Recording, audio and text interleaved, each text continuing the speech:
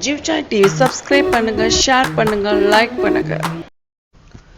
எதற்கும் அஞ்சாமல் நேர்மையுடன் வாழ்ந்தால் வாழ்வில் சிறந்த இடத்துக்கு செல்வோம் என்பதற்கு எடுத்துக்காட்டுதான் இந்த கதிரவன் என்ற இளைஞனின் கதை.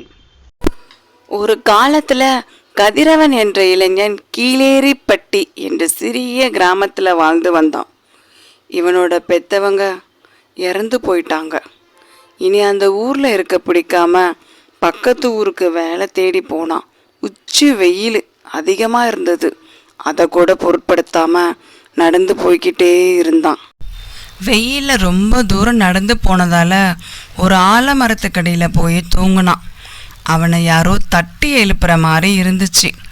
பக்கத்துல யாருன்னு பார்த்தா ஒரு பேய் ஒரு மரத்தோட கிளையில தொங்கிக்கிட்டு இருந்துச்சு.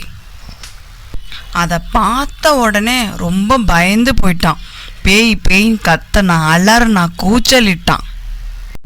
உடனே பேய், தம்பி பயப்படாதே, நானும் ஒன்ன மாதிரி தான் மனுஷனா இருந்தேன், தற்சமயம் பேயா இருக்கேன். ஆனால் கதிரவனுக்கு கை கால்லாம் நடுங்க ஆரம்பிச்சிருச்சு. தைரியத்தை வரவழைச்சிக்கிட்டு எழுந்து உக்காந்தான். உடனே பேய், உன் பேர் என்னப்பா? கதிரவன். எங்கே போய்கிட்டு இருக்க? வேலை தேடி நகரத்துக்கு போயிட்டுருக்கேன். தம்பி, நானும் ஒன்ன மாதிரி தான் 100 ஆண்டுகளுக்கு முன்னாடி மனுஷனாக வாழ்ந்துக்கிட்டு இருந்தேன். ஒரு நாள் இந்த காட்டுக்கு வந்தேன். இங்கே தவம் செஞ்சுக்கிட்டு இருக்க முனிவரை பார்த்து கேலியாக சிரித்தேன். ஆத்திரம் அடைஞ்ச முனிவர் நீ பேயாகும்படி சபிச்சிட்டாரு. பிறகு நான் அவர் எவ்வளவோ மன்றாடினேன். ஐயா, தயவு செஞ்சு இந்த சாபத்தில் ஏதாவது ஒரு விமோச்சனம் சொல்லுங்கன்னு கேட்டேன். இப்படி மனித பேயா நான் எத்தனை நாளைக்கு திரிவேன் அப்படின்னு கேட்டேன். அவர் உடனே, சரி, நீ கெஞ்சி கேட்குறதால உனக்கு விமோச்சனம் தரேன். உன் கதையை எந்த மனிதன் பொறுமையோடு கேட்குறானோ அன்னைக்கு நீ மீண்டும் மனிதனாவாய். பிறகு விண்ணுலகுக்கு எடுத்து கொள்ளப்பட்டு இம்மனித பிறவியிலிருந்து விடுதலை அடைவாயின்னு சொல்லிட்டாரு. ஆனா என் கதையை யாரும் பொறுமையா கேட்கல. எல்லாரும் என்னை பார்த்தா பயந்து ஓடிக்கிட்டே இருந்தாங்க. அப்படின்னு சொல்லிக்கிட்டே அந்த பேய் ஒரு அழகான வாலிபனா தோற்றம் அளிச்சான். கொஞ்ச நேரத்துல அந்த பேய் கதிரவன் கிட்ட, நீ என்னை எப்போதெல்லாம் நினைக்கிறியோ அப்பெல்லாம் உனக்கு நல்லது நடக்கும். நீ எடுத்த காரியம் எல்லாம் சக்ஸஸாக இருக்கும் அப்படின்னு சொல்லிட்டு மேகத்தோட நடுவில் மறைஞ்சு போ. ஆனால் கதிரவனுக்கு எல்லாம் கனவு போல இருந்துச்சு. புது ஊருக்கு போனான். அங்கே நாடே விழா கோலமாக இருந்தது. என்ன விஷயம்னு கேட்டான். உனக்கு தெரியாதா, இன்னைக்கு அரசரோட பிறந்த நாள். இதை விழாவாக நாளைக்கு கொண்டாட போகிறாங்க.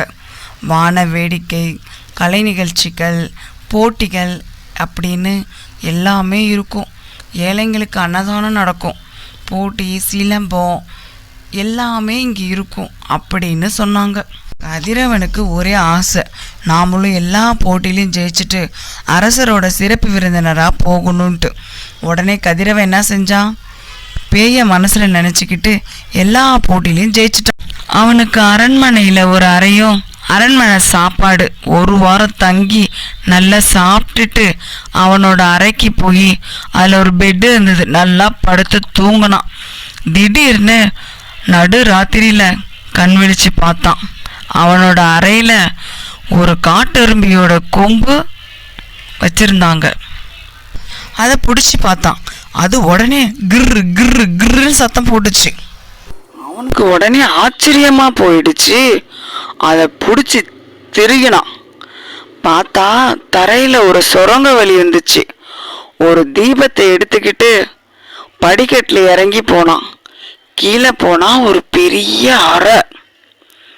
எங்க பார்த்தாலும் போற ஆயுதங்களும் முத்து மாலைகளும் தங்க மாலைகளும் கயிற்றுல தொங்க விட்டு வச்சிருந்தாங்க. தூரத்துல யாரோ நிற்கிற மாதிரி இருந்துச்சு. யாருன்னு பார்த்தா அமைச்சர் ராஜசேகர். இங்க என்ன செய்யறாரு அப்படின்னு உத்து பார்த்தா பணத்தை திருடி பையில போட்டுக்கிட்டு இருந்தான். உடனே அங்கிருந்த வாளை உருவி அவனை வெட்ட போனான் கதிரவன். அதற்குள்ளார ரகசிய வழியில தப்பி ஓடிட்டான் அமைச்சர். அதுக்கப்புறம் கதிரவன் அவனோட அறைக்கு போயிட்டான். அவனோட அறையில இருந்த காட்டெருமை கொம்மை பிடிச்சி அந்த சுரங்கப்பாதை வழியை மூடிட்டான். இதை எப்படியாவது அரசர்கிட்ட சொல்லணும்னு சொல்லி மனசில் உறுதியாக வச்சுக்கிட்டு இருந்துட்டு அந்த அமைச்சரை பற்றி மன்னன் கிட்ட சொன்னான். உடனே மன்னன் பல நாட்களாக பொக்கிச அறையில் திருட்டு போகிறத பார்த்துக்கிட்டு தான் இருந்தோம். எத்தனையோ காவல் போட்டும் அதை யாராலையும் கண்டுபிடிக்க முடியல. ஆனால் இப்போ நீ கண்டுபிடிச்சிருக்க, அதை நினச்சா எங்களுக்கு ரொம்ப மகிழ்ச்சியாக இருக்குதுன்னு சொல்லி மன்னர் ரொம்பவும் சந்தோஷப்பட்டார். குடும்பத்தோட தப்ப இருந்த அமைச்சரை கைது செஞ்சிட்டாங்க. அதுக்கப்புறம் அரசரோட முன்னோர்கள் வைத்திருந்த இந்த ரகசிய வழி அரசருக்கே தெரியல. இதை எப்படியோ அறிஞ்ச அமைச்சர் இத்தனை நாளாக ரகசிய வழியில் நுழைஞ்சி நகை திருட்டு எல்லா விஷயத்தையும் பண்ணிக்கிட்டு இருந்திருக்கான். இதை கண்டுபிடிச்ச கதிரவனை பாராட்டி அரசர் அவனை தன் அமைச்சராக வச்சுக்கிட்டாரு. உடனே கதிரவன் நினச்சான், பேயால் நமக்கு கிடைச்ச வாழ்க்கை எண்ணி மகிழ்ந்து நமது நேர்மை துணிவுக்கும் கிடைத்த பரிசு தான் இதுன்னு நினச்சி பெருமிதம் கொண்டான்.